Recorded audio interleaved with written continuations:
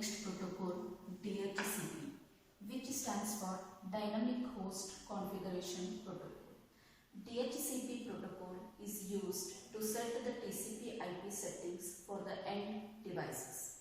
Let us take the simple example.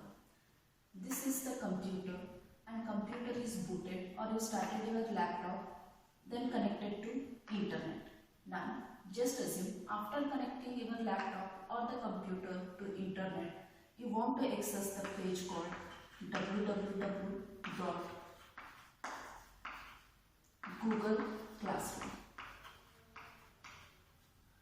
When you type this in your browser page, then you will get a message as site not reachable.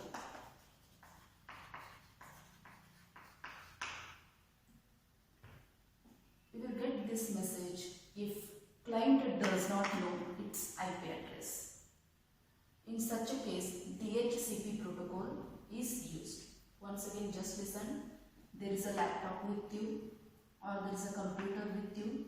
You booted or you started your laptop, then connected to the internet, and you want to access the web page called Google Classroom.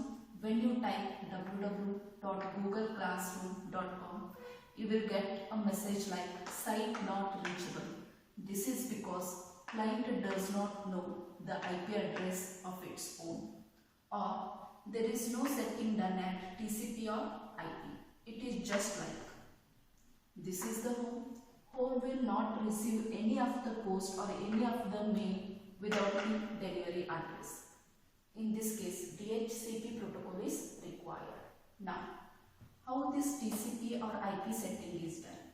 TCP or IP setting is done by the network administrator, and it can be either done manually or automatically. Just assume in a network there is only one host or 2 to 3 hosts. Then it is easy for network administrator to set TCP/IP and assign the IP address for those hosts. But if there are thousands of computers in a network, what happens?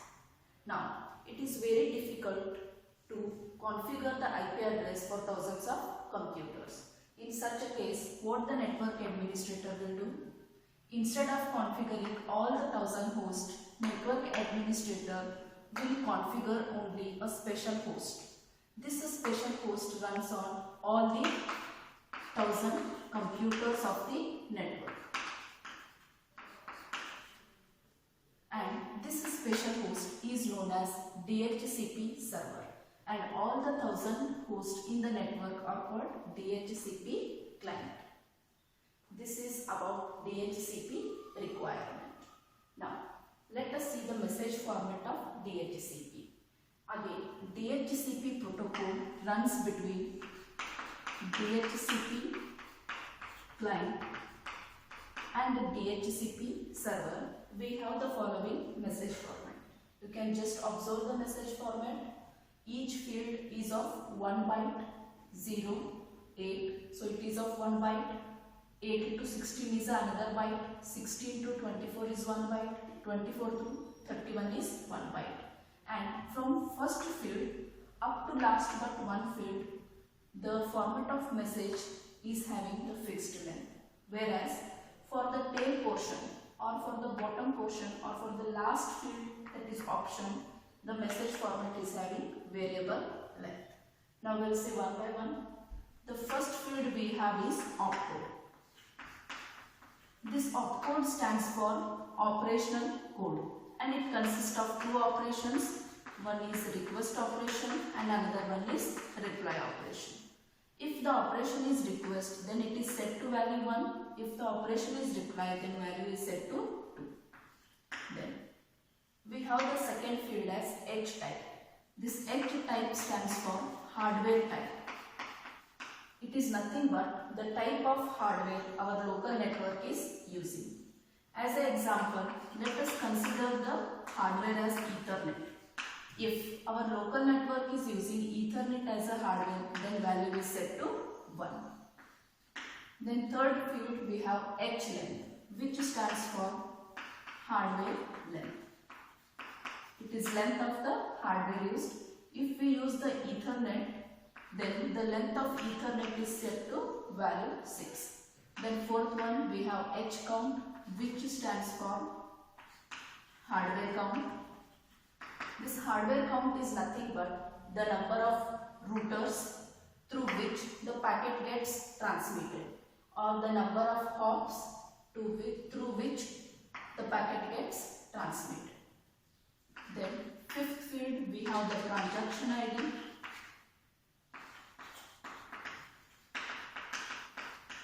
This transaction ID, it is nothing but a random value of the length 32 bits. So length of the transaction ID is 32 bits and it can take any random values.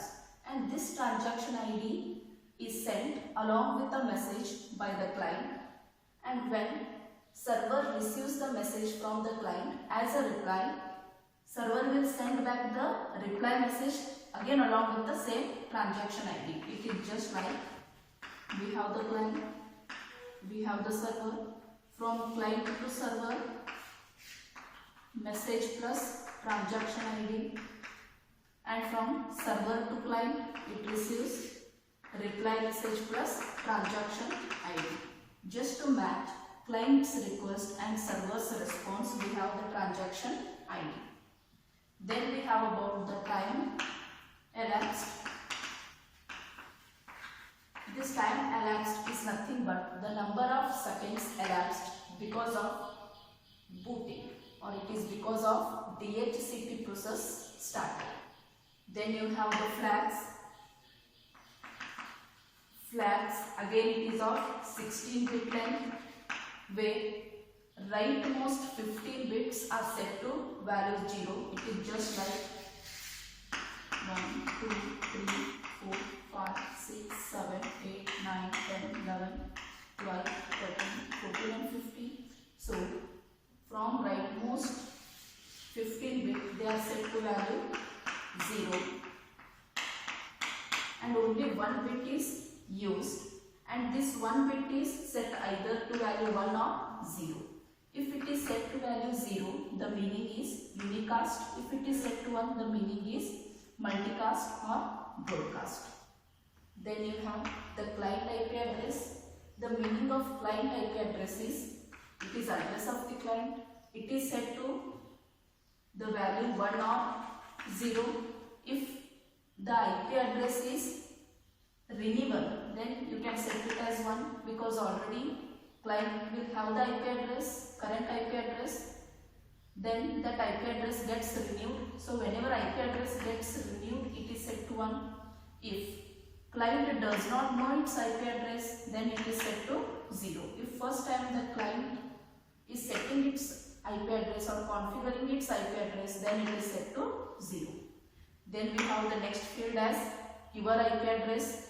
This your IP address is nothing but the IP address filled or offered by the service. Again it is the address offered or filled to the client.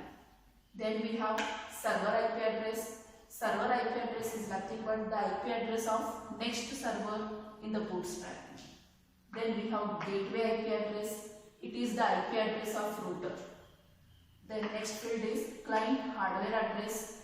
Client hardware address is required to maintain MAC address of the client.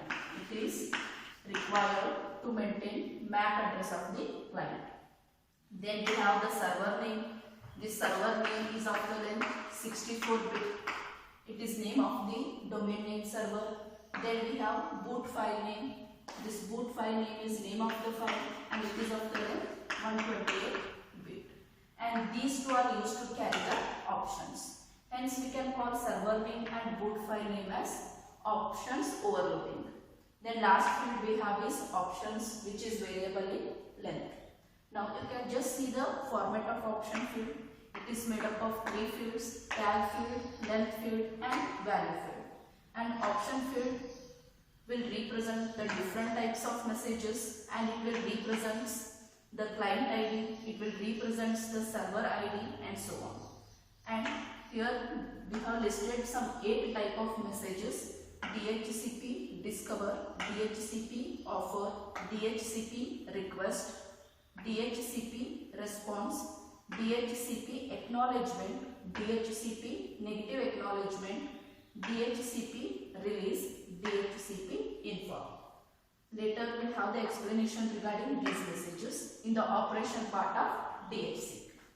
Once again we will move with all these fields. Opcode is nothing but the operation code. It can be either request or reply. If request, set to 1. If reply, set to 2. H type stands for hardware type. It is type of the hardware the network is using. Example, if it is Ethernet, value is set to 1. Hardware length, it is length of the hardware. If it is Ethernet, value is set to 6. Then you have hardware count. Hardware count is nothing but the number of routers or the hops through which the packet gets transmitted between client and server. Then we have the transaction ID. Transaction ID is sent along with the request message and along with the reply message. It is just like the confirmation or matching between client request and server reply. Then you have time elapsed. It is the elapsed time in terms of seconds when DHCP process starts. Then we have the flag. Flag is made up of 16 bit, or it is having the length of 16 bits where from rightmost 15 bits are set to 0 and only one bit is either set to 1 or 0. If it is set to 0, then unicast. If it is set to 1, it is multicast. Then we have client IP address. This client IP address is again set to 1 or 0. If client does not know its address at all, then it is set to 0.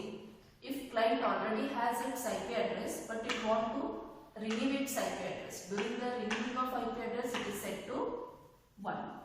Then we have your IP address. This your IP address is offered by the server. Then we have server IP address. It is the IP address of next server. Gateway IP address of the router. Then we have client hardware address. It is nothing but the hardware address which is used to maintain MAC address of the client. Then we have the server name whose length is 64 bit, boot file name whose length is 128 bit, and server name and boot files are used to carry options, hence we can call them as options overload. And last one is option which is variable in length, and this option will carry out the different types of messages. It can carry out the client ID, it can carry out the server ID and all. Now in the next topic, let's explain all these message types.